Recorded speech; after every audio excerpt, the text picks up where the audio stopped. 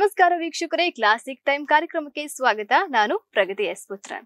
ವೀಕ್ಷಕರೇ, ಒಂದು ಮಾತಿದೆ, ನಮ್ಮ ಪರಿಸರ ಸುಂದರವಾಗಿದ್ರೆ ಮನುಷ್ಯನು ಕೂಡ ಆರೋಗ್ಯವಂತನಾಗಿರ್ತಾನೆ. ಒಂದು ವೇಳೆ ನಮ್ಮ ಪರಿಸರ ಮಲಿನದಿಂದ ಕೂಡಿದ್ರೆ ಮನುಷ್ಯನಿಗೆ ವಿವಿಧ ರೀತಿಯಾದಂತಹ ಆರೋಗ್ಯದ ಸಮಸ್ಯೆಗಳು ಬರ್ತದೆ. ಸೊ ಹಾಗಾಗಿ ನಮ್ಮ ಪರಿಸರವನ್ನ, ನಮ್ಮ ಸುತ್ತಮುತ್ತಲಿನ ಪ್ರದೇಶವನ್ನ ಸ್ವಚ್ಛವಾಗಿಟ್ಟುಕೊಳ್ಳುವುದು ಪ್ರತಿಯೊಬ್ಬರ ಕರ್ತವ್ಯವಾಗಿರ್ತದೆ. ಆದ್ರೆ ನಾವು ಹಾಗೆ ಮಾಡ್ತಿದ್ವಾ? ಇಲ್ಲ. ನಮ್ಗೆ ಯಾಕೆ ಬೇಕಪ್ಪ ಈ ಉಸಾಬ್ರಿ ಅಂತ ನಾವು ಸುಮ್ಮನೆ ಇರ್ತೇವೆ. ನಮ್ಮ ಸುತ್ತಮುತ್ತಲಿನ ಪ್ರದೇಶವನ್ನ ಸ್ವಚ್ಛ ಮಾಡಿಕೊಳ್ಳೋದಲ್ಲದೆ ಬೇರೆ ಬೇರೆ ಕಡೆಗಳೆಲ್ಲ ನಾವು ಸ್ವಚ್ಛ ಮಾಡ್ಬೇಕಾ ಅಂತ ಮಾತು ಕೂಡ ಬರ್ತದೆ. ಸೊ ಹಾಗಾಗಿ ಯಾರು ಕೂಡ ಈ ಜಂಜಾಟಕ್ಕೆ ಹೋಗೋದೇ ಇಲ್ಲ. ಸೊ ನಾವು ಇತ್ತೀಚಿನ ದಿನಗಳಲ್ಲಿ ನೋಡ್ತಾ ಇದ್ದೇವೆ, ಏನಾದ್ರೂ ಒಂದು ತಿಂಡಿಗಳನ್ನ ತಿಂದ್ರೆ ಆ ಪ್ಯಾಕೆಟ್ಗಳನ್ನ ನಾವು ಅಲ್ಲೇ ಬಿಸಾಡಿ ಹೋಗ್ತೇವೆ, ಅಥವಾ ಏನಾದ್ರೂ ಜ್ಯೂಸ್ ಕುಡದೆ ಆ ಬಾಟಲ್ ಅನ್ನ ಅಲ್ಲೇ ಬಿಸಾಡಿ ಹೋಗ್ತೇವೆ. ಸೊ ಇದರಿಂದ ನಮ್ಮ ಪರಿಸರ ಮಲಿನವಾಗ್ತದೆ, ಆರೋಗ್ಯ ಸಮಸ್ಯೆಗಳು ಮನುಷ್ಯನಿಗೆ ಕಾಡ್ತದೆ. ಸೊ ನಾ ಯಾಕಪ್ಪ ಇದ್ರ ಬಗ್ಗೆ ನಾನು ಮಾತಾಡ್ತಾ ಇದ್ದೀನಿ ಅಂತ ಹೇಳಿದ್ರೆ ವಿಶೇಷ ಇದೆ. ಯಾಕಂತ ಹೇಳಿದ್ರೆ ನಮ್ಮ ಪರಿಸರವನ್ನ ಸ್ವಚ್ಛವಾಗಿಡುವಂತ ಕಾರ್ಯವನ್ನ ಒಬ್ರು ಮಾಡ್ತಾ ಇದ್ದಾರೆ. ಇವರು ವೃತ್ತಿಯಲ್ಲಿ ಪ್ರಾಧ್ಯಾಪಕರಾಗಿದ್ದಾರೆ. ಆದ್ರೆ ಪರಿಸರದ ಕಾಳಜಿಯನ್ನ ಇವರು ಸಾಕಷ್ಟು ವರ್ಷಗಳಿಂದ ವಹಿಸ್ಕೊಂಡು ಬರ್ತಾ ಇದ್ದಾರೆ. ಸೊ ಅವರ ಪರಿಚಯವನ್ನ ಇವತ್ತಿನ ಕಾರ್ಯಕ್ರಮದಲ್ಲಿ ನಾವು ನಿಮಗೆ ಮಾಡ್ತಾ ಇದ್ದೇವೆ. ಅವರ ಹೆಸರು ಡಾಕ್ಟರ್ ಸತೀಶ್ ನಾಯಕ್ ಅಂತ ಹೇಳಿ. ಸಾಕಷ್ಟು ಸಾಧನೆಗಳನ್ನ ಮಾಡಿದ್ದಾರೆ. ಅವರ ಈ ಸಾಧನೆಗಳನ್ನ ಇವತ್ತಿನ ಕಾರ್ಯಕ್ರಮದಲ್ಲಿ ನಾವು ನಿಮಗೆ ಹೇಳ್ತಾ ಹೋಗ್ತೇವೆ. ಅದಕ್ಕಿಂತ ಮುಂಚೆ ಅವರನ್ನ ಕಾರ್ಯಕ್ರಮಕ್ಕೆ ಸ್ವಾಗತಿಸೋಣ. ಬನ್ನಿ ಸರ್, ಕಾರ್ಯಕ್ರಮಕ್ಕೆ ಸ್ವಾಗತ. ಧನ್ಯವಾದಗಳು. ನಮಸ್ಕಾರ ಸರ್. ನಾನು ಮಾತಾಡುವಾಗ ಹೇಳಿದ್ದೆ, ನಮ್ಮ ಸುತ್ತಮುತ್ತಲಿನ ಪ್ರದೇಶವನ್ನ ಸ್ವಚ್ಛವಾಗಿ ಇಟ್ಕೊಳ್ಬೇಕು. ಇದು ನಾವು ಚಿಕ್ಕ ವಯಸ್ಸಲ್ಲಿ ಶಾಲೆಯಲ್ಲಿರುವಾಗ ಓದಿದ್ವಿ. ಸೊ ಪ್ರತಿಯೊಬ್ಬರ ಕರ್ತವ್ಯ ಅಂತ. ಬಟ್ ಇವಾಗ ನೀವು ಕೂಡ ನೋಡ್ತಾ ಇದ್ದೀರಿ, ನಾವು ಕೂಡ ನೋಡ್ತಾ ಇದ್ವಿ, ಯಾರೊಬ್ರು ಕೂಡ ನಮ್ಗೆ ಯಾಕೆ ಬೇಕಪ್ಪ ಇದೆಲ್ಲ ಸ್ವಚ್ಛವಾಗಿ ಇಟ್ಕೊಳ್ಳೋದು, ನಾವಾಯ್ತು ನಮ್ ಕೆಲಸ ಆಯ್ತು, ಬೇರೆ ಯಾರಾದ್ರೂ ಬಂದು ಮಾಡ್ತಾರೆ ಅಂತ ಹೇಳ್ತಾರೆ. ಸೊ ಅಂಥದ್ರಲ್ಲಿ ನೀವು ಈ ಕೆಲಸವನ್ನ ಮಾಡ್ತಾ ಇದ್ರಿ. ಈ ಒಂದು ಆಲೋಚನೆ, ಅದರಲ್ಲೂ ಸ್ವಚ್ಛ ಭಾರತ್, ಈ ಒಂದು ಆಲೋಚನೆ ಯಾಕೆ ಬಂತಂತ ಹೇಳಿ ಸರ್ ನಿಮಗೆ. ಈಗ ಪರಿಸರದ ಸ್ವಚ್ಛತೆ ಅನ್ನೋದು ನನ್ನ ಮನಸ್ಸಿನಲ್ಲಿ ಯಾವಾಗ ಬಂತು, ಇದು ನಿನ್ನೆ ಮೊನ್ನೆದಲ್ಲ, ಚಿಕ್ಕಂದಿನಿಂದ ನಾನು ಪ್ರಾಥಮಿಕ ಶಾಲೆಗೆ ಹೋಗುವಲ್ಲಿಂದ ಪರಿಸರದ ಸ್ವಚ್ಛತೆ, ಮನೆಯ ಸುತ್ತಮುತ್ತಲೂ ಎಲ್ಲ ಸ್ವಚ್ಛತೆ ಇರಬೇಕು ಅನ್ನೋದನ್ನು ಶಾಲೆಯಲ್ಲೇ ಕಲಿಸಿಕೊಟ್ಟಿದ್ದಾರೆ. ಇದು ಉಡುಪಿ ತಾಲೂಕಿನ 80 ಬಡಗುಬೆಟ್ಟು ಗ್ರಾಮದಲ್ಲಿ ಸರಕಾರಿ ಹಿರಿಯ ಪ್ರಾಥಮಿಕ ಶಾಲೆಯಲ್ಲಿ ಕಲ್ತವ ನಾನು. ಅಲ್ಲಿ ನಾವು ಪ್ರತಿದಿನ ಬೆಳಿಗ್ಗೆ ಬಂದು ಶಾಲೆಯಲ್ಲಿ ಸ್ವಚ್ಛತೆ ಮಾಡಲಿಕ್ಕಿತ್ತು. ಅಕ್ಕಪಕ್ಕದಲ್ಲೆಲ್ಲ ಇದ್ದ ಕಸವನ್ನೆಲ್ಲ ಹೆಕ್ಕಿ, ಶಾಲೆಗೆ ಎಲ್ಲರಿಗಿಂತ ಮೊದಲು ಹೋಗ್ತಿದ್ದವ ನಾನು. ಬೇರೆಯವ್ರು ಬರುವ ಮೊದಲು ಹೆಚ್ಚಿನ ಕಸ ಹೆಕ್ಕಿ ಎಲ್ಲ ಸ್ವಚ್ಛ ಮಾಡಿ ಬಿಡ್ತಿದ್ದೆ. ಅದರ ನಂತರ ಕೂಡ ಬೆಳೀತಾ ಬೆಳೀತಾ ಈ ವಸುದೈವ ಕುಟುಂಬಕಂ ಅನ್ನುವ ಒಂದು ಕಾನ್ಸೆಪ್ಟ್ ನನ್ನ ಮನಸ್ಸಲ್ಲಿ ಇತ್ತು. ನಾನು ಬದುಕಬೇಕು, ಈ ಭೂಮಿ ನಂದು ಮಾತ್ರ ಅಲ್ಲ, ಉಳಿದವರು ಎಲ್ಲರೂ ಬದುಕಬೇಕು. ಪ್ರತಿಯೊಂದು ಜೀವಿ, ಮನುಷ್ಯ ಮಾತ್ರ ಅಲ್ಲ, ಉಳಿದ ಜೀವ ಜಂತುಗಳಿಗೂ ಇಲ್ಲಿ ಬದುಕಲಿಕ್ಕೆ ಹಕ್ಕಿದೆ, ಇದು ಅವರದ್ದು ಕೂಡ. ಹಾಗಾಗಿ ಅವರಿಗೆಲ್ಲ ತೊಂದರೆ ಆಗುವ ಹಾಗೆ ನಾವು ಬದುಕಬಾರ್ದು, ನಮ್ಮಿಂದ ಸಹಾಯ ಮಾಡಲಿಕ್ಕಾಗದಿದ್ರು ತೊಂದರೆ ಮಾಡಬಾರ್ದು ಅನ್ನೋ ಒಂದು ಕಾನ್ಸೆಪ್ಟ್ ನನ್ನಲ್ಲಿ ಇತ್ತು. ಮನೆಯಲ್ಲಿ ಸ್ವಚ್ಛ ಮಾಡ್ತಿದ್ದೆ, ಮನೆಯ ಆವರಣದ ಒಳಗೆ.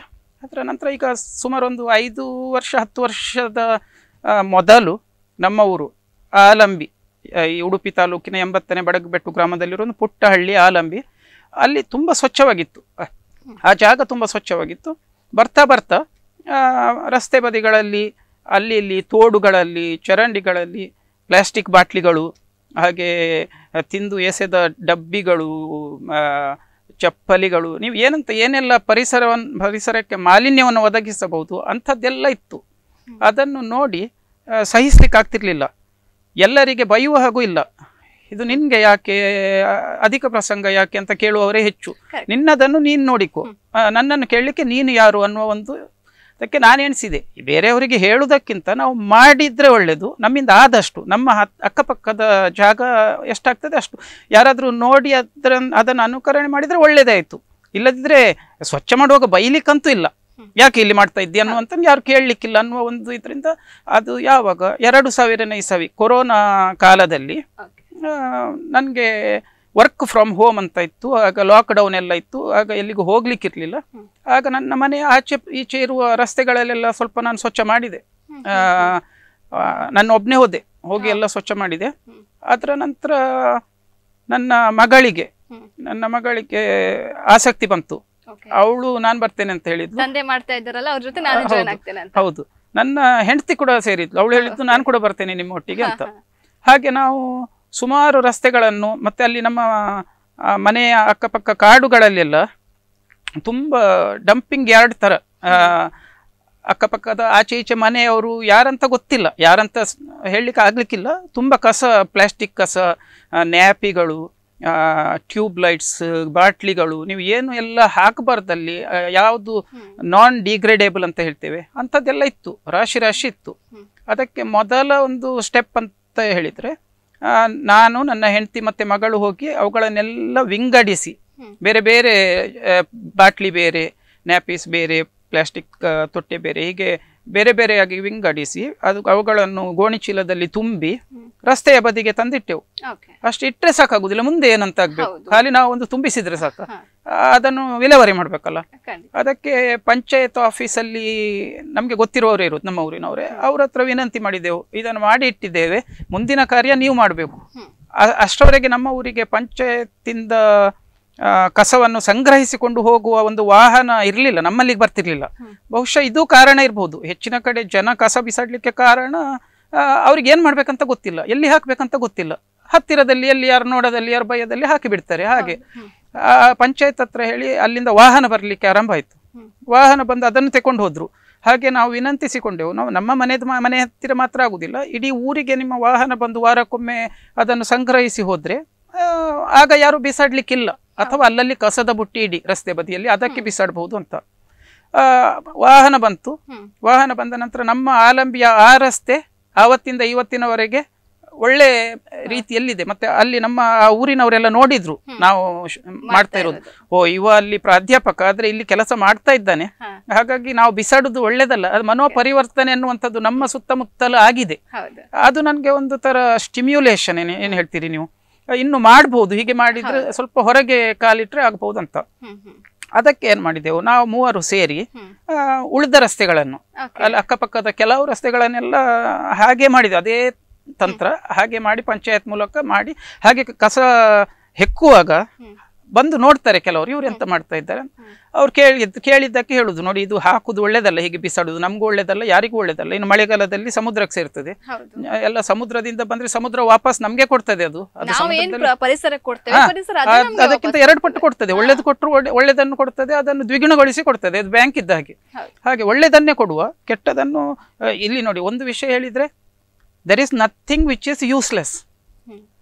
ನಿರುಪಯುಕ್ತ ಅನ್ನೋದು ಯಾವುದೂ ಇಲ್ಲ. ನಿಮ್ಗೆ ಉಪಯೋಗ ಗೊತ್ತಿಲ್ಲ ಅಷ್ಟೇ. ನೀವು ಯಾವ್ದನ್ನು ಬಿಸಾಡ್ತೀರಿ ನಿಮ್ಗೆ ಉಪಯೋಗ ಇಲ್ಲ, ಅದನ್ನು ಸರಿಯಾದ ಜಾಗಕ್ಕೆ ತಲುಪಿಸಿದ್ರೆ ಅದರಿಂದ ಏನಾದ್ರೂ ಒಂದು ಸಿದ್ಧ ಮಾಡ್ಲಿಕ್ಕೆ ಆಗ್ತದೆ, ಸಾಧ್ಯತೆ ಇದೆ. ಅದಕ್ಕೋಸ್ಕರ ಅದನ್ನು ಯಾರಿಗೆ ಕೊಡ್ಬೇಕು ಅವರಿಗೆ ಕೊಡಿ, ಎಲ್ಲಿ ಇಡ್ಬೇಕು ಅಲ್ಲಿ ಇಡಿ ಅಂತ. ಹಾಗೆ ಸ್ವಲ್ಪ ಜಾಗೃತಿ ಕೂಡ ಮೂಡಿಸಿದೆವು. ಅದು 2ನೇ ಹಂತ. ಅದರ ನಂತರ ಏನಾಯ್ತು ಹೇಳಿದ್ರೆ, ನಮ್ಮ ಮನೆ ಹತ್ತಿರ ಒಂದು ತೋಡಿದೆ. ಆ ತೋಡಲ್ಲಿ ಹಿಂದೆ ಎಲ್ಲ ನಾವು ಈಜ್ಲಿಕ್ಕೆ ಕಲಿತದ್ದು, ಬಟ್ಟೆ ಒಗಿತಿದ್ದದ್ದು, ಸ್ನಾನ ಮಾಡ್ತಿದ್ದದ್ದು, ನಮ್ಮ ಇಡೀ ಹಳ್ಳಿಗೆ ಅದು ಗಂಗೆ ಇದ್ದ ಹಾಗೆ, ಬೇಸಾಯಕ್ಕೆ, ತರಕಾರಿ ಬೆಳೆಯಲಿಕ್ಕೆ ಎಲ್ಲ ಅದೇ ತೋಡು. ಅಷ್ಟು ಶುದ್ಧವಾಗಿತ್ತು, ಸ್ಫಟಿಕ ಶುದ್ಧವಾದ ಒಂದು ತೋಡು. ಅದು ಬರ್ತಾ ಬರ್ತಾ ಏನಾಯ್ತು ಹೇಳಿದ್ರೆ, ಕೆಲವರು ತಮಗೆ ಬೇಡವಾದನ್ನೆಲ್ಲ ಎಸಿಲಿಕ್ಕೆ ಆರಂಭಿಸಿದ್ರು. ಅದು 2000 ಇಸ್ವಿಯ ಅಕ್ಕಪಕ್ಕದಲ್ಲಿ ಅಲ್ಲಿ ಒಂದು ಸೇತುವೆ ಬಂತು. ಮೊದಲಲ್ಲಿ ದೊಡ್ಡ ಸೇತುವೆ ಇರಲಿಲ್ಲ, ವಾಹನ ಹೋಗುವಂಥದ್ದು, ಸಣ್ಣ ಸೇತುವೆ ಇತ್ತು.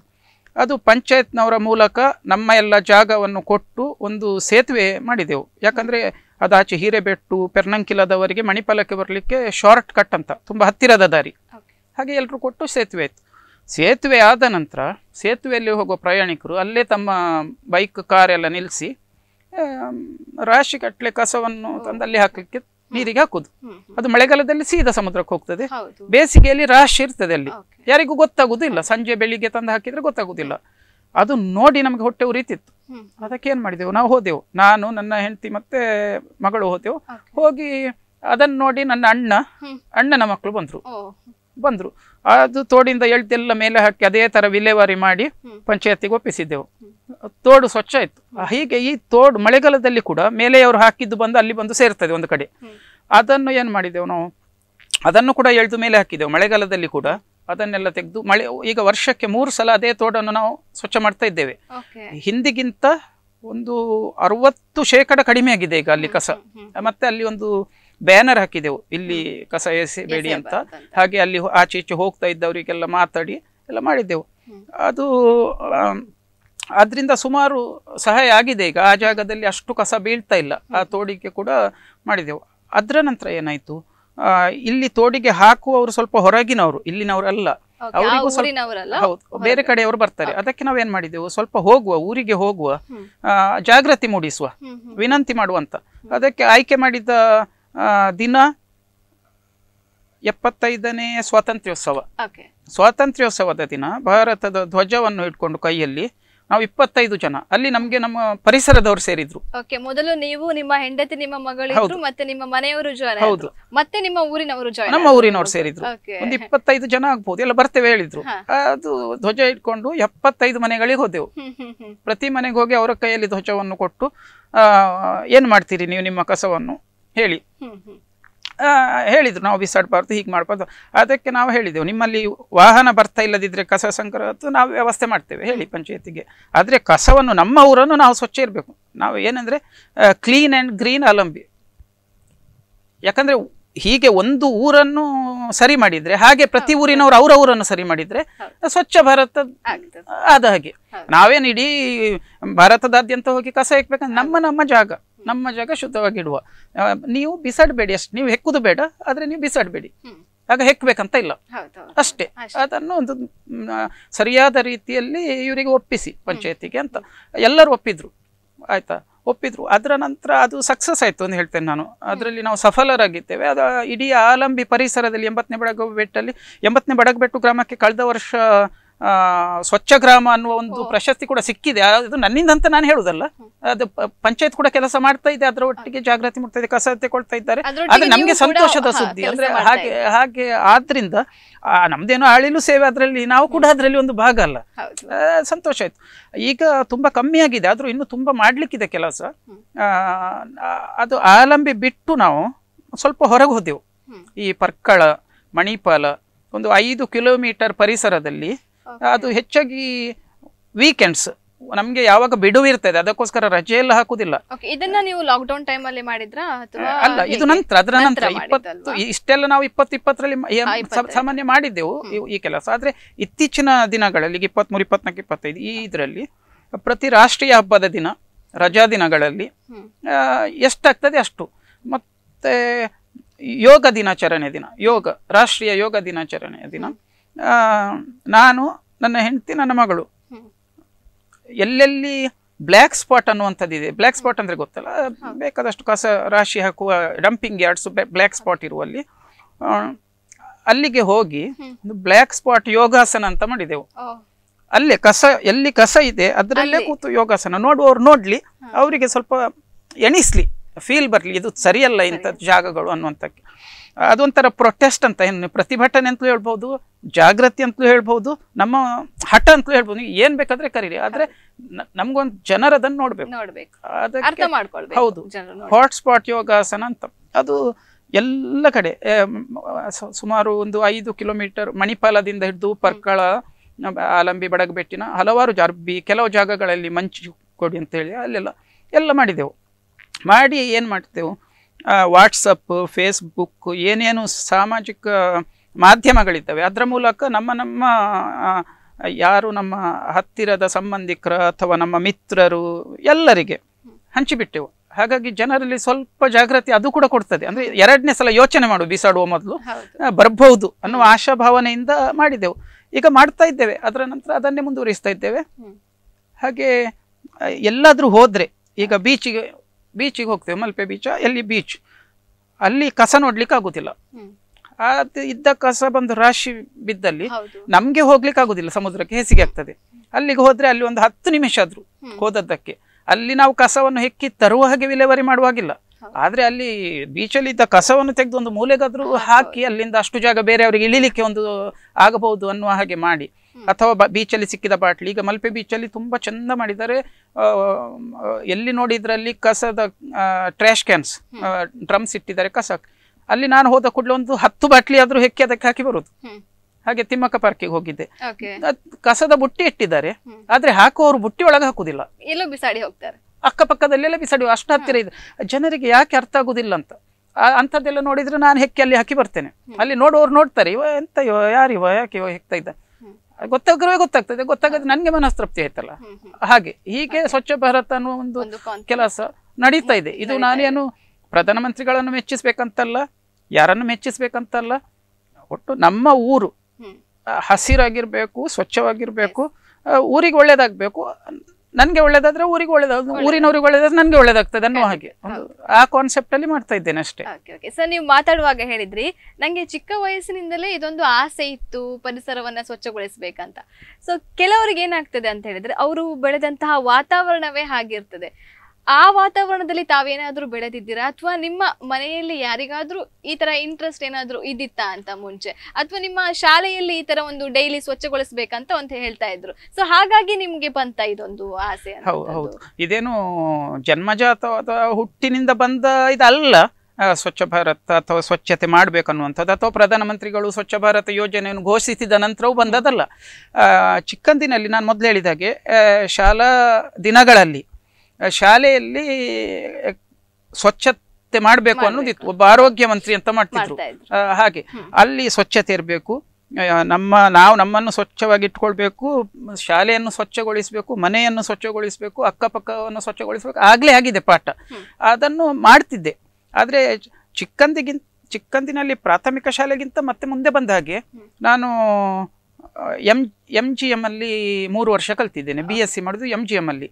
ಅಲ್ಲಿ ಇರುವಾಗ NSS ನ್ಯಾಷನಲ್ ಸರ್ವಿಸ್ ಸ್ಕೀಮ್ ಅಂತ ಪ್ರತಿ ಶನಿವಾರ ಮಧ್ಯಾಹ್ನ ನಂತರ ಅದಕ್ಕೆ ಸೇರಿ ಅದರ ಒಟ್ಟಿಗೆ ಹೋಗಿ ನಾವು ಇಂದ್ರಳಿಯ ಸ್ಮಶಾನ ಆಗಲಿ, ಇಂದ್ರಳಿ ದೇವಸ್ಥಾನ ಆಗಲಿ, ಉಡುಪಿ ಅಕ್ಕಪಕ್ಕದ ಹಲವಾರು ಜಾಗಗಳಲ್ಲಿ ಶಾಲೆಗಳಲ್ಲಿ ಸ್ವಚ್ಛತೆ ಮಾಡಿದ್ದೇವೆ. ಏನೇನು ಬೇಕಲ್ಲಿ ಅವಶ್ಯಕತೆ ಇದೆ ಶ್ರಮದಾನ ಮಾಡಿ ಎಲ್ಲ ಮಾಡಿದ್ದೇವೆ. ಅದು ಹಾಗಾಗಿ ಈಗ ಪ್ರಾಧ್ಯಾಪಕನಾದ ನಂತರವೇ ಬಂದದ್ದಲ್ಲ, ಮೊದಲಿಂದ ನಾನು ಇದ್ದೆ, ಆ ವಿಷಯದಲ್ಲಿ ಇದ್ದೆ ನಾನು. ಮತ್ತೆ ನಮ್ದು ಅತ್ಯಂತ ಬಡ ಕುಟುಂಬ, ಕಡು ಬಡತನ ಇತ್ತು. ಹಾಗಾಗಿ ನಾವು ಹುಟ್ಟಿನಿಂದ ಏನು ಸ್ವಚ್ಛವಾಗಿ ಏನು ಹೇಳ್ತೀರಿ ನೀವು ಅಂತ ವೈಟ್ ಕೋಟ್ ಹಾಕಿದ ಫ್ಯಾಮಿಲಿಯಿಂದ ಬಂದವರು ಅಲ್ಲ. ಹಾಗಾಗಿ ನಮಗೆ ಮಣ್ಣಿನ ಮಕ್ಕಳು, ಮಣ್ಣಿನಲ್ಲೇ ಬೆಳೆದವರು. ಹಾಗಾಗಿ ಮಣ್ಣಿನ ಒಟ್ಟಿಗೆ ಒಂದು ಒಡನಾಟ ಇದೆ. ಅದನ್ನು ಸ್ವಚ್ಛವಾಗಿ ಇಡಬೇಕು. ನಾವು ಗದ್ದೆಯಲ್ಲಿ ಇಳಿದು ಕೆಲಸ ಮಾಡಿದವರು ಚಿಕ್ಕಂದಿನಿಂದ. ಹಾಗಾಗಿ ಭೂಮಿ ನಮ್ಗೆ ಏನು ಕೊಡ್ತದೆ ನಮ್ಗೆ ಗೊತ್ತುಂಟು. ಕೆಲವರಿಗೆ ಅದು ಗೊತ್ತಿಲ್ಲ. ಅಕ್ಕಿ ಅಂಗಡಿಯಿಂದ ತಂದು ಊಟ ಮಾಡುವವರಿಗೆ ಅದು ಗೊತ್ತಾಗೋದಿಲ್ಲ. ಯಾರು ಬೆಳೆಸ್ತಾರೆ ಭೂಮಿಯಿಂದ ಅವರಿಗೆ ಭೂಮಿಯನ್ನು ಹೇಗೆ ಇಟ್ಕೊಳ್ಬೇಕು ಅನ್ನೋದು ಗೊತ್ತಿರ್ತದೆ ಅನ್ನೋದು ನನ್ನ ಭಾವನೆ. ಹಾಗಿರ್ಬೋದು. ಅದರಿಂದಾಗಿ ನನಗೆ ಸ್ವಚ್ಛತೆಯ ಬಗ್ಗೆ ಆಸಕ್ತಿ ಇರ್ಬೋದು. ಮತ್ತೆ ಅಷ್ಟು ಮಾತ್ರ ಅಲ್ಲ, ನಾವು ಇರುವ ಜಾಗ ಹಿಂದೆ ಹೇಗಿತ್ತು ಮತ್ತೆ ಈಗ ಹೇಗಾಗಿದೆ. ಹಿಂದೆ ನಾವು ಅದೇ ಜಾಗದಲ್ಲಿ ನಡೀತಿದ್ದವರು, ಅದೇ ತೋಡಲ್ಲಿ ಸ್ನಾನ ಮಾಡ್ತಿದ್ದವರು. ಈಗ ಇಳಿಲಿಕ್ಕೆ ಸಾಧ್ಯ ಇಲ್ಲ ತೋಡಿಗೆ, ಯಾರೂ ಇಳಿಯುವುದಿಲ್ಲ. ಯಾಕಂದ್ರೆ ಇಳಿದ್ರೆ ಕಾಲು ವಾಪಸ್ ಬರುವಾಗ ಕಾಲಿಂದ ರಕ್ತ ಬರ್ತಾ ಇರ್ತದೆ. ಅಷ್ಟು ಒಡೆದ ಬಾಟ್ಲಿಗಳೆಲ್ಲ ಇರ್ತವೆ. ಹೀಗಾಯ್ತು ಅಷ್ಟೇ. ಸರ್, ಇನ್ನು ನೀವು ವೃತ್ತಿಯಲ್ಲಿ ಪ್ರಾಧ್ಯಾಪಕರು, ವೀಕ್ ಡೇಸ್ ಅಲ್ಲಿ ನೀವು ಕಾಲೇಜಿಗೆ ಹೋಗ್ತೀರಿ. ನಿಮ್ಗೆ ಫ್ರೀ ಇರೋದಂತ ಹೇಳಿದ್ರೆ ಒಂದು ಸ್ಯಾಟರ್ಡೆ ಆರ್ ಸಂಡೇ ಫ್ರೀ ಇರ್ತದೆ, ಮತ್ತೆ ಏನಾದ್ರೂ ಗೌರ್ಮೆಂಟ್ ಹಾಲಿಡೇಸ್ ಟೈಮ್ ಅಲ್ಲಿ ಫ್ರೀ ಇರ್ತೀರಿ. ಸೊ ಆ ಟೈಮಲ್ಲೂ ಕೂಡ ನೀವು ಈ ಸ್ವಚ್ಛತೆಯ ಕೆಲಸವನ್ನ ಮಾಡ್ತಾ ಇದ್ರ, ಅಥವಾ ನಿಮ್ಮ ಕಾಲೇಜ್ ವರ್ಕ್ ಅನ್ನ ನೀವು ಮಾಡ್ತಾ ಇದ್ರ, ಹೇಗೆ? ಇಲ್ಲ, ಕಾಲೇಜು ಹೊತ್ತಲ್ಲಿ ಮಾಡ್ಲಿಕ್ಕೆ ಆಗುದಿಲ್ಲ. ನಾವಂದ್ರೆ ಬೆಳಿಗ್ಗೆ ಸಾಮಾನ್ಯ 8 ಗಂಟೆಯಿಂದ ಸಂಜೆ 5 ಗಂಟೆವರೆಗೆ ವರ್ಕಿಂಗ್ ಅವರ್ಸ್. ಆ ಹೊತ್ತಿನಲ್ಲಿ ಬೇರೆ ಏನು ಕೆಲಸ ಮಾಡ್ಲಿಕ್ಕೆ ಆಗುದಿಲ್ಲ, ಅದು ಸರಿಯೂ ಅಲ್ಲ. ಹಾಗಾಗಿ ಯಾವಾಗ ನನಗೆ ಕಾಲೇಜ್ ಇದೆ ಆ ದಿನ ಇಲ್ಲ. ರಜಾ ದಿನಗಳಲ್ಲಿ ಅದು ಅಂದ್ರೆ ಕಾಲೇಜಿಗೆ ಹೋಗುವಾಗ ಬರುವಾಗ ನೋಡಿ ಇಟ್ಟಿರ್ತೇನೆ ಈ ಜಾಗಕ್ಕೆ ನಾನು ಹೋಗ್ಬೇಕಂತ. ಕೆಲವು ಆಚೆ ಹೋಗುವಾಗ ಇದು ಈ ವಾರಕ್ಕೆ ಅಥವಾ ಈ ರಜಾ ದಿನಕ್ಕೆ ಹೀಗೆ ಅಂತ ಅದು ಹೇಳಿರ್ತೇನೆ ಕೂಡ ಹೆಂಡತಿ ಹತ್ರ, ಮಗಳ ಹತ್ರ. ಈ ಆದಿತ್ಯವರ ನನ್ಗೆ ಇದು ಮಾಡ್ಬೇಕು, ನಿಮ್ಗೆ ಇಷ್ಟ ಇದ್ರೆ ಬರ್ಬಹುದು ಅಂತ ಒತ್ತಾಯ ಇಲ್ಲ. ಹಾಗೆ ಮಾಡಿ ಅವ್ರು ಬರ್ತಾರೆ, ಬರದೇ ಇರುದಿಲ್ಲ. ಮತ್ತೆ ಇನ್ನೊಂದು ಅಂತ ಹೇಳಿದ್ರೆ, ನೀವು ಏನಾದ್ರು ಮಾಡಿದ್ರೆ ಅದನ್ನು ಒಂದು ಡಾಕ್ಯುಮೆಂಟ್ ಮಾಡಿದ್ರೆ ಒಳ್ಳೇದು. ನೀವು ಮಾಡಿದ ಕೆಲಸವನ್ನು ನೀವು ಮಾಡಿದಕ್ಕೊಂದು ಸಾಕ್ಷಿ ಅಂತ ಒಂದು ಫೋಟೋ ತೆಗೆದಿಡುವುದ ಅಥವಾ ಒಂದು ಸಣ್ಣ ವಿಡಿಯೋ ಕ್ಲಿಪ್ ಮಾಡಿ ಮುಂದೆ ನಿಮ್ಗೊಂದಿನ ನಿಮ್ಗೆ ನೋಡ್ಲಿಕ್ಕೆ ಆಗ್ತದೆ. ಬೇರೆಯವ್ರಿಗೆ ಅಲ್ಲದಿದ್ರು ನಾನಿಷ್ಟು ಮಾಡಿದ್ದೇನೆ ಅಂತ ಹೆಮ್ಮೆ ಪಡಬಹುದು ಅಂತ. ಹಾಗೆ ನನ್ನ ಮಗಳು ಬರ್ಲಿಕ್ಕೆ ಶುರು ಮಾಡಿದ್ಲು, ಮತ್ತೆ ಅವಳು ಹೆಕ್ಲಿಕ್ಕೆ ಶುರು ಮಾಡಿದ್ಲು, ಅವಳು ಸ್ವಚ್ಛ ಮಾಡ್ಲಿಕ್ಕೆ ಶುರು ಮಾಡಿದ್ಲು. ಹಾಗೆ ಮತ್ತೆ ಬೇರೆ ಯಾರಾದ್ರೂ ಜಾಯಿನ್ ಆಗ್ತಾ ಇದ್ರ ಈಗ ಇತ್ತೀಚೆಗೆ ನಿಮ್ಮ ಜೊತೆಗೆ, ನಿಮ್ಮ ಫ್ಯಾಮಿಲಿ ಮೆಂಬರ್ಸ್ ಬಿಟ್ಟು? ಊರಿನವರು ತುಂಬಾ ಜನ ಬಂದಿದ್ದಾರೆ. ಊರಿನವರು ಬಂದ್ರು, ಎಲ್ಲರೂ ಸೇರಿದ್ರು. ಸೇರಿದ ಮೇಲೆ ಆ ಮಾಡಿದ್ದನ್ನೆಲ್ಲ ನಾವು ಫೋಟೋಗಳನ್ನು ತೆಗೆದು ವಿಡಿಯೋಗಳನ್ನು ತೆಗೆದು ಎಲ್ಲರಿಗೆ ಹಂಚಿದೆವು. ನಮ್ಮ ಇವರಿಗೆ ಹಂಚಿದ್ದು ಅಷ್ಟು ಮಾತ್ರ ಅಲ್ಲ, ನಾವು ಒಂದು ಕಾನ್ಸೆಪ್ಟ್ ಮಾಡಿದೆ. ಒಂದು ಕಾನ್ಸೆಪ್ಟ್ ಅಂತ ಹೇಗೆ ಹೇಳಿದ್ರೆ, ಒಂದು ಹೇಳಿದೆಲ್ಲ ಮೊದಲು ಕ್ಲೀನ್ ಅಂಡ್ ಗ್ರೀನ್ ಆಲಂಬಿ ಕಾನ್ಸೆಪ್ಟ್ ಅಂತ, ಅದು ಒಂದು. ಎರಡನೇದ್ದು ಪಂಚಾಯತ್ ಟು ಪ್ರೈಮ್ ಮಿನಿಸ್ಟರ್ ಅಂತ, ಹಳ್ಳಿಯಿಂದ ಡೆಲ್ಲಿಗೆ.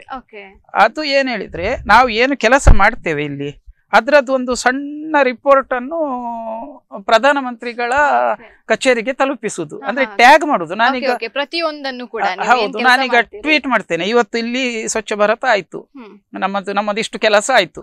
ಅದು ನಮ್ಮ ಪಂಚಾಯತ್ನದ್ದು ಒಂದು ಫೇಸ್ಬುಕ್ ಪೇಜ್ ಇದೆ, ಅಲ್ಲಿಗೆ ಕೂಡ ಟ್ಯಾಗ್ ಮಾಡುದು ಪ್ರೈಮ್ ಮಿನಿಸ್ಟರ್. ಅಂದ್ರೆ ನಮ್ಮ ಆಲಂಬಿ ಹೇಗಿದೆ ಡೆಲ್ಲಿ ಅವರಿಗೆ ಗೊತ್ತಾಗ್ಬೇಕು, ನಮ್ಮ ಪರಿಸರ ಹೇಗಿದೆ, ಬಡಗಬೆಟ್ಟು ಏನಾಗ್ತಾ ಉಂಟು ಬಡಗಬೆಟ್ಟಲ್ಲಿ.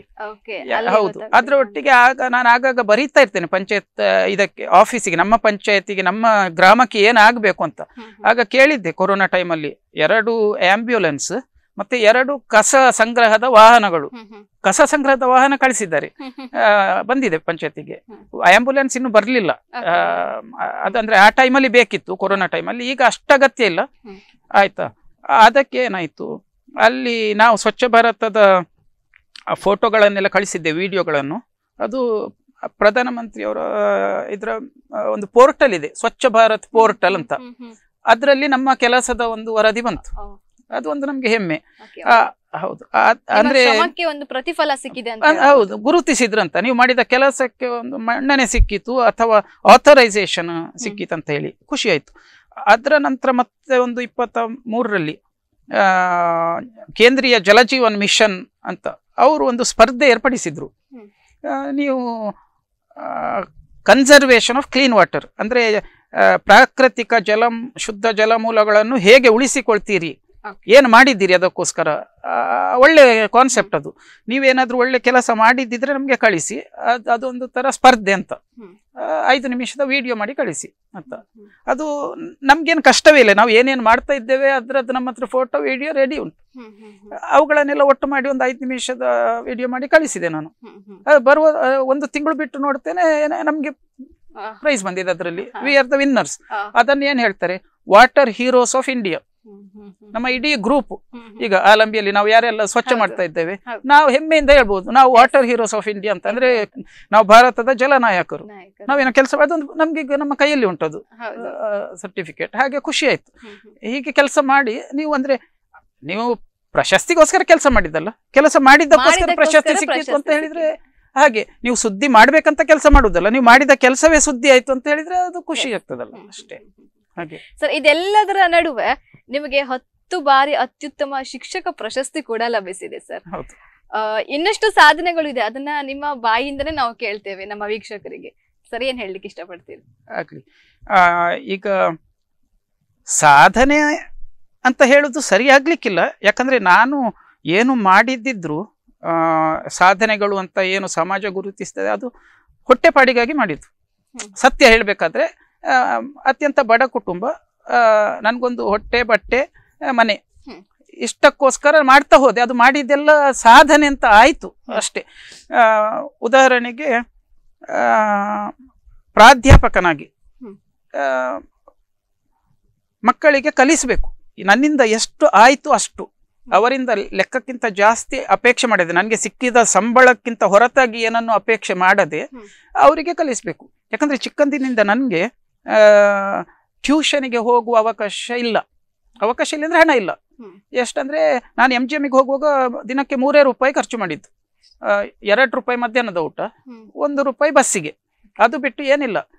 ಈಗ ಹೇಳ್ತಾರಲ್ಲ, ಖಾಲಿ ಜೇಬು ಮತ್ತೆ ಖಾಲಿ ಹೊಟ್ಟೆ ನಿಮ್ಮನ್ನು ಯೋಚಿಸುವುದಕ್ಕೆ ಪ್ರೇರೇಪಿಸ್ತದೆ. ಏನಾದ್ರೂ ಸಾಧನೆ ಮಾಡ್ಲಿಕ್ಕೆ ಅದೇ 2 ಬೇಕಾದ್ದು, empty stomach and empty pocket. ಆಗ ನಿಮ್ಗೆ ಯೋಚನೆ ಬರ್ತಂತ. ಹಾಗೆ ಚಿಕ್ಕಂದಿನಲ್ಲಿಯೇ ಹಣ ಇರಲಿಲ್ಲ, ಹಾಗಾಗಿ ಹಣದ ಆಸೆಯೂ ಇರಲಿಲ್ಲ. ಈಗ ಪ್ರಾಧ್ಯಾಪಕನ ಮತ್ತೆ ನಮಗೆ ಟ್ಯೂಷನಿಗೆ ಹೋಗ್ತೇನೆ ಹೇಳಿದ್ರು ಹಣ ಇಲ್ಲ, ನಮ್ಮಷ್ಟಕ್ಕೆ ಕಲಿತು. ಆಗ ಎಣಿಸ್ತಾ ಇತ್ತು, ಹಾಗೆ ನನ್ನ ಹಾಗೆ ತುಂಬ ಜನ ಇರ್ಬೋದು, ಅವರಿಗೆ ಟ್ಯೂಷನಿಗೆ ಹೋಗ್ಲಿಕ್ಕೆ ಆಗ್ಲಿಕ್ಕಿಲ್ಲ, ಅವ್ರಿಗೆ ಕಲಿಸ್ಬೇಕು. ಹಾಗಾಗಿ ನನಗೆ ಎಷ್ಟು ಸಾಧ್ಯ ಶಾಲೆಯ ಹೊತ್ತು ಬಿಟ್ಟು 5 ರಿಂದ 6 ಗಂಟೆ ಕೂಡ ಆಫೀಸಲ್ಲಿ ಇದ್ದು ಕಲಿಸ್ತಿದ್ದೆ. ಅದಕ್ಕೇನು ಪ್ರತಿಫಲ ಅಪೇಕ್ಷೆ ಇಲ್ಲ. ಊಟದ ಹೊತ್ತಿನಲ್ಲಿ, ಊಟ ಆದ್ಮೇಲೆ ಯಾರು ವಿದ್ಯಾರ್ಥಿಗಳು ಬಂದ್ರು ನಾನು ಕಲಿಸ್ತೇನೆ. ಅದು ಬಿಟ್ಟು ಯಾವುದೇ ಹೊತ್ತಿನಲ್ಲಿ ಎಕ್ಸೆಸೇಬಲ್ ಯಾವಾಗ ಬಂದ್ರು ನಾನು ಕಲಿಸ್ತೇನೆ. ಅದು ವಿದ್ಯಾರ್ಥಿಗಳಿಗೆ ತುಂಬಾ ಸಂತೋಷ ಆಯ್ತು. ನನ್ನ ಕಲಿಸುವ ಕ್ರಮ ಅಥವಾ ಡೆಡಿಕೇಶನ್ ಏನು ಹೇಳ್ತಾರೆ ಅದಕ್ಕೆ ವರ್ಷಕ್ಕೊಮ್ಮೆ ಸಂಸ್ಥೆಯಿಂದ ಒಂದು ವಿದ್ಯಾರ್ಥಿಗಳಿಗೆ ಕೇಳ್ತಾರೆ, ನಿಮಗೆ ಕಲಿಸೋದ್ರಲ್ಲಿ ಇಂಥ ವಿಷಯ ಅಂತ ಯಾರು ಉತ್ತಮರು ಅಂತ, ಹಾಗೆ ಅತ್ಯುತ್ತಮ ಪ್ರಾಧ್ಯಾಪಕವ, ಹಾಗೆ ಉಪನ್ಯಾಸಕ ಅಂತ. ಅವರು ಆಯ್ಕೆ ಮಾಡಿದ ಶಿಕ್ಷಕನಿಗೆ ಒಂದು ಪ್ರಶಸ್ತಿ ಮಾಹೆಯಿಂದ, ಅದು ನನ್ಗೊಂದು 10 ಬಾರಿ ಸಿಕ್ಕಿತ್ತು. ಅದು ಸಂತೋಷ ಆಯ್ತು ಅಷ್ಟೇ. ದೇವರ ದಯೆಯೋ ಅಥವಾ ನಾನು ಮಾಡಿದ ಕರ್ಮಕ್ಕೆ ಫಲ ಸಿಕ್ಕಿದ್ದು ಯಾವ್ದು ಗೊತ್ತಿಲ್ಲ, ಅಂತೂ ಅದು ಸಿಗ್ತಾ ಇದೆ. ಅದು ಕಲಿಸುವುದ್ರಲ್ಲಿ ಹಾಗೆ ವಿದ್ಯಾರ್ಥಿಗಳಿಗೆ ನಾವು ಏನ್ ಹೇಳ್ತೀರಿ, ಆಡಿಯೋ ವಿಜುವಲ್ ಏಡ್ಸ್ ಅಂತ, ಅಂದ್ರೆ ಬೋಧನಾ ಸಾಮಗ್ರಿಗಳು, ಅವುಗಳನ್ನು ಸಿದ್ಧಪಡಿಸಲಿಕ್ಕೆ ಒಂದು ಸ್ಪರ್ಧೆ ಇರ್ತದೆ. ಆ ಬೋಧನಾ ಸಾಮಗ್ರಿಗಳನ್ನು ಸಿದ್ಧಪಡಿಸುವ ಇದರಲ್ಲಿ ಸುಮಾರು ಸಲ ಒಂದು 8-10 ಸಲ ಪ್ರಶಸ್ತಿ ಸಿಕ್ಕಿದೆ.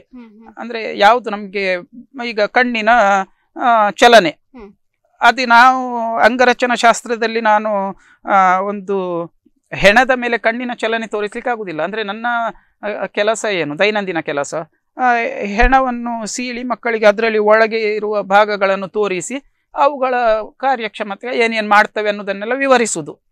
ಅವು ತಟಸ್ಥ, ಚಲನೆ ಇಲ್ಲ. ಈಗ ಕಣ್ಣು ಚಲನೆ ಆಗ್ಬೇಕು, ನನ್ನದೇ ಕಣ್ಣು ತೋರಿಸ್ಬೇಕು ನಾನು, ಅಥವಾ ಬೇರೆ ಒಂದು ಮಾಡೆಲ್ ಮಾಡಿ ತೋರಿಸ್ಬೇಕು ಅದರ, ಅಥವಾ ಏನಾದ್ರೂ ವಿಡಿಯೋ ಮಾಡಿ ತೋರಿಸ್ಬೇಕು, ಅದು ಬೋಧನಾ ಸಾಮಗ್ರಿಗಳಲ್ಲಿ ಬರ್ತದೆ. ಅಂಥದ್ದು ನಾನು ಮತ್ತೆ ನನ್ನ ಸಹೋದ್ಯೋಗಿಗಳು ಗುಂಪು ಮಾಡಿದ್ರಲ್ಲಿ ಸುಮಾರು ಸಲ ಸಿಕ್ಕಿದೆ ಪ್ರಶಸ್ತಿ ಅದರಲ್ಲಿ. ಅದು ಇನ್ನೊಂದು. ಅದು ಬಿಟ್ರೆ ನಮ್ಮ ಈಗ ಕಲಿಸ್ತಾ ಇರುವಾಗ್ಲೇ ನಾವು ಅದರೊಟ್ಟಿಗೆ ನಮ್ಗೆ ಸಂಶೋಧನೆ ಮಾಡ್ಲಿಕ್ಕೊಂದು ಅವಕಾಶ ಇದೆ. ಅವಕಾಶ ಮಾತ್ರ ಅಲ್ಲ, ಅನಿವಾರ್ಯತೆ ಕೂಡ. ಈಗ ಅದು ಮಾಡ್ಲೇಬೇಕು ಸಂಶೋಧನೆ. ನಾವು ನಮ್ಮ ಯಾವ ಕ್ಷೇತ್ರದಲ್ಲಿ ಇದ್ರೂ ನಾವು ಕೇವಲ ಕಲಿಸಿದ್ರೆ ಸಾಕಾಗುದಿಲ್ಲ, ಸಂಶೋಧನೆ ಮಾಡ್ಬೇಕಂತ. ಅದು ಸಂಶೋಧನೆ ಅಂದ್ರೆ ಏನು, ಈಗ ನಾನು ಅಲ್ಲಿ ಕಲಿಸ್ತಾ ಇರುವಾಗ ಅಲ್ಲಿ ಏನಾದ್ರೂ ಎಲ್ಲರಲ್ಲಿ ಇಲ್ಲದ ಒಂದು ಅಂಗ ಮಾನವ ದೇಹದಲ್ಲಿ, ಅಥವಾ ಅಲ್ಲಿ ಒಂದು ಅಂಗ ಹೆಚ್ಚಿದೆ ಅಥವಾ ಕಮ್ಮಿ ಇದೆ, ಇಂಥದ್ದೆಲ್ಲ ಇದ್ರೆ ಅದನ್ನು ನಾವು ಒಂದು ಪ್ರಬಂಧವನ್ನಾಗಿ ಬರೆದು ಅದನ್ನು ಕಳಿಸುದು. ಅದು ಒಂದು ಒಂದು ತರದ ನಮ್ಮ ಫೀಲ್ಡ್ ಅಲ್ಲಿ ಸಂಶೋಧನೆ. ಇನ್ನೊಂದು ಕಲಿಸುವುದರಲ್ಲಿ ಬೇರೆಯವರು ಕಲಿಸದ ರೀತಿ ಯಾವುದೋ ಹೊಸ ರೀತಿಯಲ್ಲಿ ನೀವು ಕಲಿಸ್ತೀರಿ, ಅದು ಎಜುಕೇಶನಲ್ ರಿಸರ್ಚ್ ಅಂತ. ಹಾಗೆ ಬೇರೆ ಬೇರೆ ತರದ ರಿಸರ್ಚ್ಗಳನ್ನು ನಾನು ಮಾಡ್ತಾ ಇದ್ದೆ, ಕಲಿಸುವುದರ ಒಟ್ಟಿಗೆ ರಿಸರ್ಚ್ ಮಾಡ್ತಾ ಇದ್ದೆ. ಹಾಗೆ PhD ಕೂಡ ಮಾಡಿದೆ ನಾನು ಮೆಡಿಕಲ್ ಎಜುಕೇಶನ್ ಅಲ್ಲಿ, ಅಂದ್ರೆ ಈ ವೈದ್ಯಕೀಯ ಶಿಕ್ಷಣದ ಬಗ್ಗೆ PhD ಮಾಡಿದೆ. ಅದೆಲ್ಲ ಸಂಶೋಧನೆ ಮಾಡ್ತಾ ಮಾಡ್ತಾ ಅದರ ಸಾರವನ್ನು ನಿಯತಕಾಲಿಕೆಗಳಲ್ಲಿ ಪ್ರಕಟ ಮಾಡುವುದು, ಅಂತಾರಾಷ್ಟ್ರೀಯ ನಿಯತಕಾಲಿಕೆಗಳಲ್ಲಿ, ಪ್ರತಿಷ್ಠಿತ ನಿಯತಕಾಲಿಕೆಗಳಲ್ಲಿ ಪ್ರಕಟಿಸುವುದು. ಅದು ಪ್ರಕಟಿಸಿದ್ರೆ ನಮ್ಮ ಸಂಸ್ಥೆಯಿಂದ ನಮ್ಗೆ ಪ್ರೋತ್ಸಾಹ ಇದೆ, ಪ್ರಮೋಷನ್, ಪದೋನ್ನತಿ ಅದೆಲ್ಲ ಕೊಡ್ತಾರೆ. ಅದು ಒಂದು ನಿಮ್ಗೆ ಸ್ಟಿಮ್ಯುಲಸ್, ಅದು ಒಂದು ಆಸೆ ನಮ್ಗೆ, ಅದು ಕೂಡ ಸಿಗ್ಬೇಕಂತ. ಹಾಗೆ ಅಂದ್ರೆ ನಾನು ಹೇಳಿದೆ ಅಲ್ಲ, ನನ್ಗೆ ಹೊಟ್ಟೆಪಾಡಿಗೆ ಅಂತ ನಾನು ಎಷ್ಟು ಜಾಸ್ತಿ ಹಣ ಸಂಪಾದನೆ ಮಾಡಿದೆ ಅಷ್ಟು ನನ್ಗೆ ಒಳ್ಳೇದು. ಅದು ನ್ಯಾಯಯುತ ರೀತಿಯಲ್ಲಿ ನನ್ಗೆ ಅವಕಾಶ ಸಿಕ್ಕುವಾಗ ನಾನು ಮಾಡ್ತೇನಂತ. ಹಾಗೆ ನಮ್ಮನ್ನು ಮೇಲೆ ಮೇಲೆ ಕರ್ಕೊಂಡು ಹೋಯ್ತದು. ಒಂದು 2020ನೇ ಇಸ್ವಿಯಲ್ಲಿ, ಓಕೆ, ಅದಕ್ಕಿಂತ ಮೊದಲು ನನಗೆ ಸುಮಾರು ಚಿನ್ನದ ಪದಕ ಸಿಕ್ಕಿತ್ತು. ಡಾಕ್ಟರ್ TMA ಪೈ ಚಿನ್ನದ ಪದಕ, ಪ್ರತಿಷ್ಠಿತ ಪದಕ, ಮಣಿಪಾಲ್ ಯೂನಿವರ್ಸಿಟಿಯಲ್ಲಿ ಯಾವುದೇ ಒಂದು ಸಂಸ್ಥೆಯಲ್ಲಿ ಅತ್ಯುತ್ತಮ ರಿಸರ್ಚ್ ಅಥವಾ ಸಂಶೋಧನೆ ಪ್ರಬಂಧಕ್ಕೆ ಒಂದು ಕೊಡ್ತಾರೆ.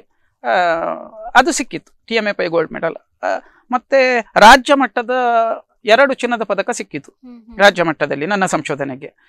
ಅಂದ್ರೆ ಒಂದು ವರ್ಷದಲ್ಲಿ ಎಲ್ಲರಿಗಿಂತ ಜಾಸ್ತಿ ರಿಸರ್ಚ್ ಆರ್ಟಿಕಲ್ ಯಾರು ತಯಾರು ಮಾಡ್ತಾರೆ ಅವರಿಗೆ, ಹಾಗೆ ಅದು ಸಿಕ್ಕಿತು. ಆಯ್ತು, ಅದು ನಮ್ಮ ಇದರ ಲೆವೆಲಲ್ಲಿ ಕರ್ನಾಟಕ ರಾಜ್ಯ ಮಟ್ಟದಲ್ಲಿ ಆಯ್ತು. 2020ರಲ್ಲಿ ಒಂದಿನ ಸಡನ್ ಒಂದು ಸುದ್ದಿ ಸಿಕ್ಕಿತ್ತು. ಏನಂದ್ರೆ ನನ್ನ ಹೆಸರು ವಿಶ್ವದ ಶ್ರೇಷ್ಠ 2% ವಿಜ್ಞಾನಿಗಳಲ್ಲಿ ಬಂದಿದೆ ಅಂತ. ವಿಶ್ವ ಶ್ರೇಷ್ಠ ವಿಜ್ಞಾನಿಗಳು. ಅದು ಯಾರು ಮಾಡಿದ್ದು? ಆ ಸಮೀಕ್ಷೆ ಮಾಡಿದ್ದು ಸ್ಟ್ಯಾನ್ಫೋರ್ಡ್ ವಿಶ್ವವಿದ್ಯಾಲಯ, ಅಮೆರಿಕದಿಂದ, ನಮ್ಮ ಇಲ್ಲೆಲ್ಲ. ಅದು ಅವರಿಗೆ ಏನು ಆಧಾರ, ಯಾಕೆ, ಹೇಗೆ ಮಾಡಿದ್ರು ಅಂತ. ಅದೊಂದು ಎಲ್ಸೆವಿಯರ್ ಸ್ಕೋಪಸ್ ಅಂತ ಒಂದು ಡಾಟಾ ಬೇಸ್ ಇದೆ. ಅದರಲ್ಲಿ ನಾವು ಮಾಡಿದ ಪ್ರತಿಯೊಂದು ಸಂಶೋಧನೆ ಎಲ್ಲಿ ಯಾವ ದೇಶದಲ್ಲಿ ಮಾಡಿದ್ರು 1960 ಇಸ್ವಿಯಿಂದ ಇಷ್ಟರವರೆಗೆ ಆದ ಎಲ್ಲ ಸಂಶೋಧನೆಯ ಡಾಟಾ ಅವ್ರ ಹತ್ರ ಇದೆ. ಆ ಡಾಟಾ ನೋಡಿ ಆ ಸಂಸ್ಥೆ ಒಂದು ಶ್ರೇಣಿ ಮಾಡಿತ್ತು. ಆ ಶ್ರೇಣಿಯಲ್ಲಿ ಟಾಪ್ 2%, ಅತ್ಯಂತ ಎತ್ತರದ 2 ಜಾಗಗಳಲ್ಲಿ Manipal academy of higher education ಅಲ್ಲಿ ನಾನು ಅದು ಒಬ್ಬನದ್ದೇ ಹೆಸರಿದ್ದದ್ದು 20ನೇ ಇಸ್ವಿಯಲ್ಲಿ. ನನ್ಗೆ ಆಶ್ಚರ್ಯ, ನಂಬಲಿಕ್ಕೆ ಆಗುದಿಲ್ಲ ನನ್ನ ಹೆಸರು ಅಲ್ಲಿ ಹೇಗೆ ಬಂತು ಅಂತ. ಇವತ್ತಿಗೂ ನಾನು ಯೋಚಿಸುದು, ಅದೇ ಕಷ್ಟಪಟ್ಟದಕ್ಕೆ ಸುಖ ಸಿಗ್ತದೆ ಅಂತ ದೇವರೇ ಕೊಟ್ಟದಂತ ಎಣಿಸುದು ಬಂತು. ಅದರ ನಂತರ ಇವತ್ತಿನವರೆಗೆ ನಾನು ಅಲ್ಲೇ ಇದ್ದೇನೆ, ಅದೇ ಜಾಗದಲ್ಲಿ. ಅದಂದ್ರೆ ಪ್ರತಿ ವರ್ಷ ಮೇಲೆ ಕೆಳಗೆ ಹೋಗ್ತದೆ. ಈಗ ಕ್ರಿಕೆಟಿನವರ ಶ್ರೇಣಿ ಮೇಲೆ ಕೆಳಗೆ ಹೋದಾಗೆ ಮೇಲೆ ಕೆಳಗೆ ಹೋಗ್ತದೆ.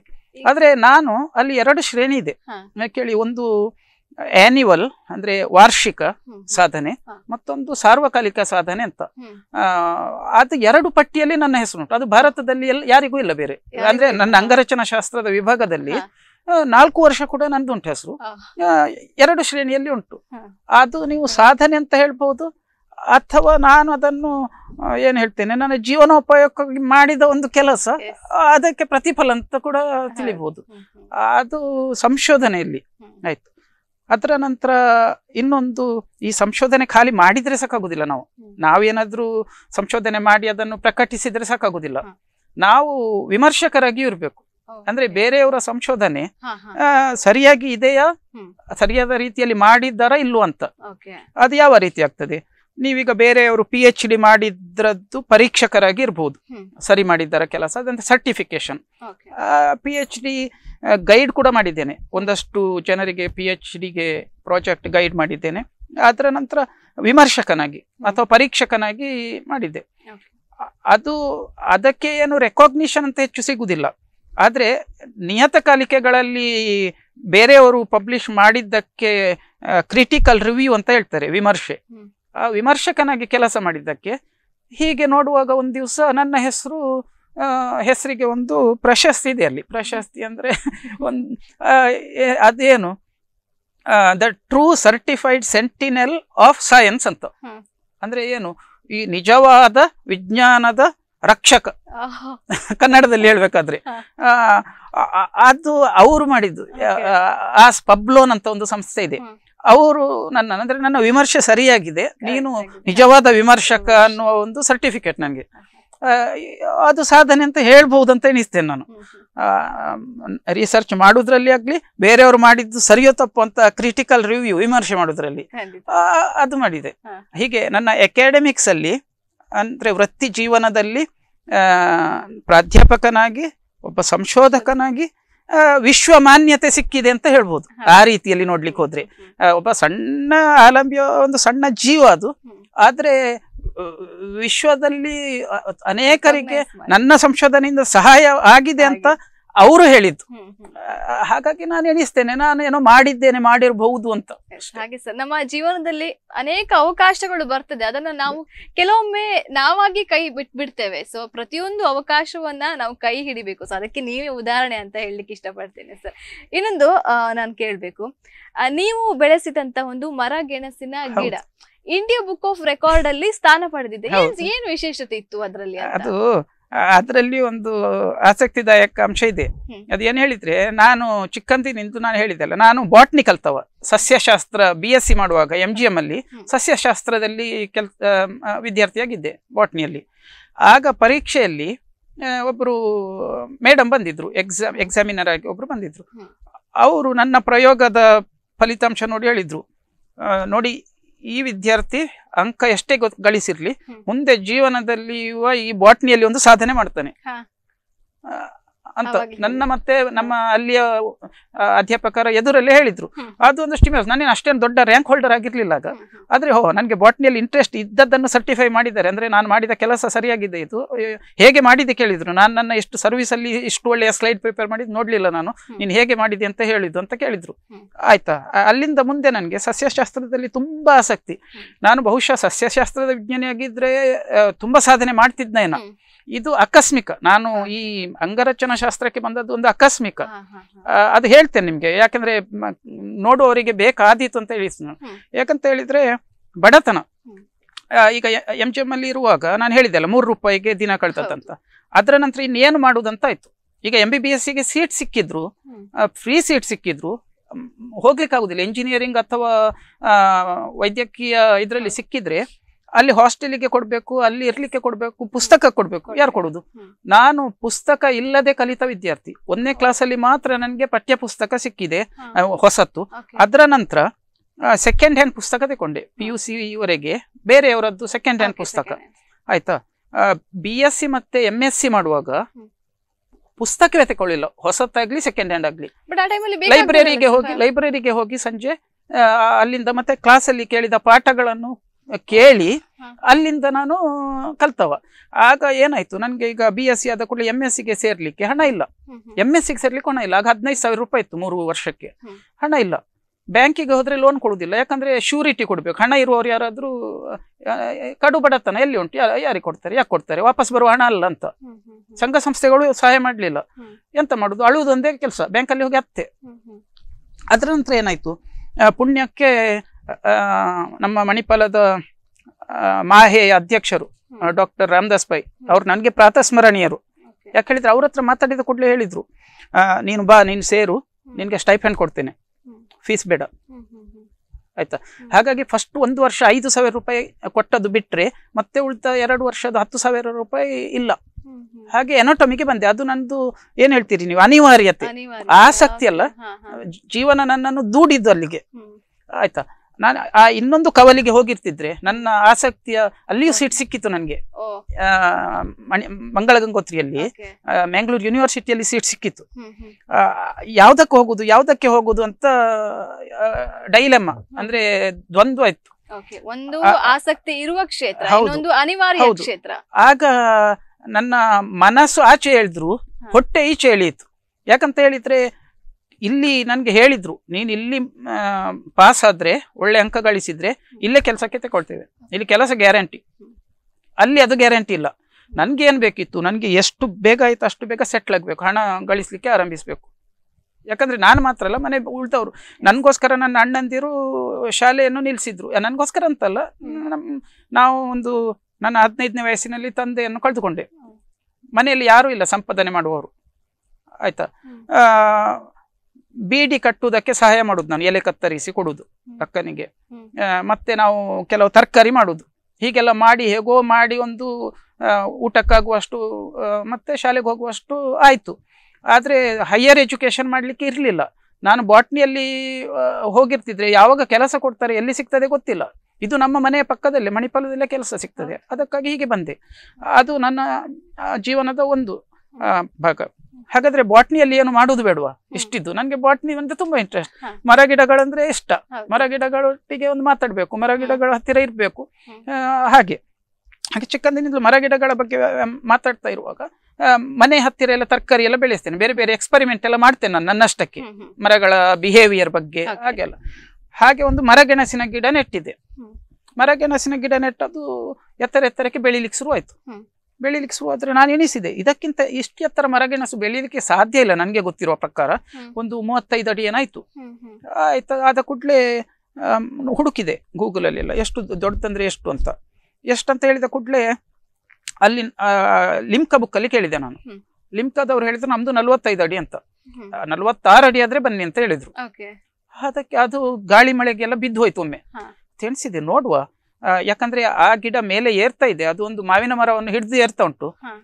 ಯಾಕೆ ಹೇಳಿದ್ರೆ ನನ್ನ ಸೈಂಟಿಫಿಕ್ ಮೈಂಡ್ ಅದಕ್ಕೆ ಬೆಳಕು ಬೇಕು. 2 ಮರಗಳ ಎಡೆಯಲ್ಲಿ ಇರುವುದನ್ನ ಬೆಳಕು ಸಿಗ್ತಾ ಇಲ್ಲ, ಅದರ ಎಡೆಯಿಂದ ಮೇಲೆ ಹುಡುಕ್ತಾ ಉಂಟು ಅದು ಬೆಳಕು, ಸೂರ್ಯನನ್ನು ನೋಡ್ಲಿಕ್ಕೆ. ಹಾಗೆ ಅವಕಾಶ ಕೊಟ್ಟರೆ ಏರ್ಬಹುದು ಅಂತ ನನ್ನ ಒಂದು ಕಾನ್ಸೆಪ್ಟ್. ಹಾಗೆ ಮಾಡಿದೆ, ಅವಕಾಶ ಮಾಡಿ ಅದನ್ನು ಗಿಡ ಕಟ್ಟಿ ಮಾವಿನ ಮರಕ್ಕೆ ಅದರ ಮಧ್ಯೆ ಎಲ್ಲ ಬಿಟ್ಟೆ. ಬೆಳಿಲಿಕ್ಕೆ ಶುರುವಾಯ್ತು. ಬೆಳೀತಾ ಸುಮಾರು ದೊಡ್ಡದಾಯ್ತು. ಸುಮಾರು ದೊಡ್ಡ ಮತ್ತೆ ಬರುವಾಗ ಅದು 55 ಫೀಟ್ ಆಯ್ತು. 55 ಫೀಟ್ ಆದ ಕೂಡಲೇ ಮೊದಲಿನಕ್ಕಿಂತ 10 ಫೀಟ್ ಜಾಸ್ತಿ ಆಯ್ತಲ್ಲ. ಅದಕ್ಕೆ ಇಂಡಿಯಾ ಬುಕ್ ಆಫ್ ರೆಕಾರ್ಡ್ಸ್ಗೆ ಕೇಳಿದೆ, ಹೌದು ಆಗ್ತದೆ ಅಂತ ಸರ್ಟಿಫೈ ಮಾಡಿದ್ರು.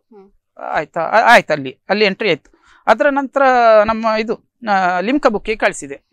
ಅವರು ಲಿಮ್ಕಾ ರೆಕಾರ್ಡ್ ಸಿಕ್ಕಿತ್ತು. ಹಾಗಾಗಿ ಪ್ರಪಂಚದ ಅತ್ಯಂತ ಎತ್ತರದ ಮರಗೆಣಸಿನ ಗಿಡ ಈಗಿನವರೆಗೆ, ಇನ್ನು ಮುಂದೆ ಈಗ ಗೊತ್ತಿಲ್ಲ, ಈಗ ಲೇಟೆಸ್ಟ್ ಯಾರು ಹೆಚ್ಚು ಬೆಳೆಸಿದ್ದಾರೆ. ಯಾಕಂದ್ರೆ ಯಾವತ್ತು ಯಾವ ರೆಕಾರ್ಡ್ ಪರ್ಮನೆಂಟ್ ಆಗಿ ಉಳಿಯುವುದಿಲ್ಲ, ಇನ್ನೊಬ್ಬ ಮತ್ತೆ ಅದನ್ನು ಮುರಿಲಿಕ್ಕೆ ಇರುವುದಲ್ಲ.